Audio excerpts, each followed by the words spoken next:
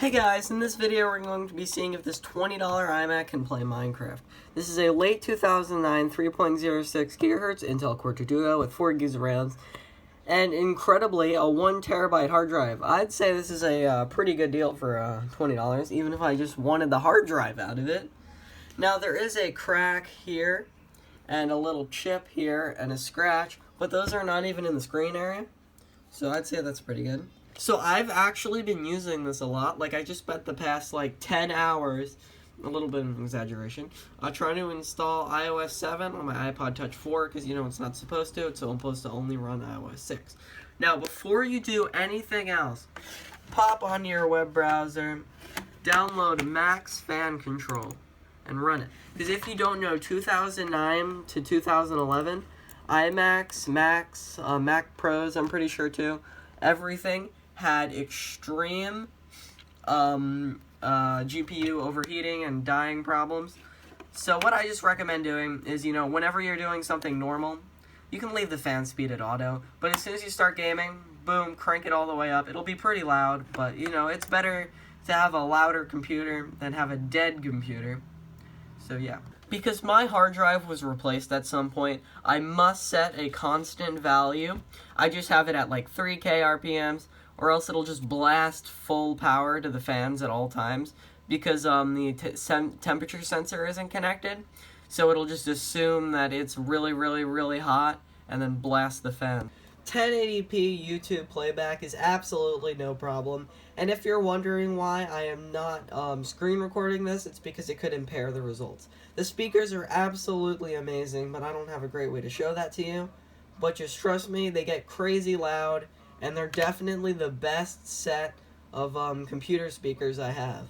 In a really, really heavy area, we can see that the FPS pretty much always stays over 60, sometimes a small dip. And just standing still in a non-forest, it'll even go up to the hundreds. A heck of a lot more than my 2012 MacBook Pro. Now, of course, I'm using Optifine, so what do you say we add some shaders to this mess? Alright, maybe shaders was a bad idea. This isn't the greatest thing ever. We're getting a solid, very playable 1 frame per second here, and a crap ton of motion blur that I can't even see through. Also, if you're wondering why I have no stuff now, it's because when I was testing out these shaders, I fell in a big hole because I can see absolutely nothing. Even if I turn down the render distance all the way to 1, absolutely no improvement, and this is not playable at all. I guess the CPU or the GPU just isn't powerful enough to run this with only 256 megabytes of dedicated memory. Yes, you can patch a newer OS on here. I have patched Big Sur, since it was the oldest that Open Core Legacy patcher can do.